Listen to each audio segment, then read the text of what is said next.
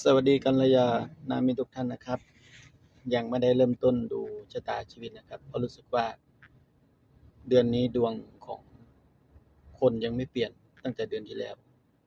เดี๋ยวจะกลับเข้าไปดูอีกทีหนึ่งวันนี้ก็มาทักทายกัลยาณมิตรทุกท่านทุกคนนะครับเคยจำได้ว่าหลวงปู่ศิลาทำนายไว้ว่าปี2573เดือนตุลาคมจะเกิดน้ำท่วมครึ่งตึกประโยคนับเฉพาะตัวตึกก็85ชั้นครึ่งหนึ่งก็45น่าจะ136เมตรถ้าท่วมขนาดนี้ผมก็คิดว่าไม่รู้จะดูดวงไปทำไมก็คงจะกลายเป็นอาหารปลากันหมดแล้วหนึ่งในนั้นคือผมคนหนึ่งฉะนั้นก็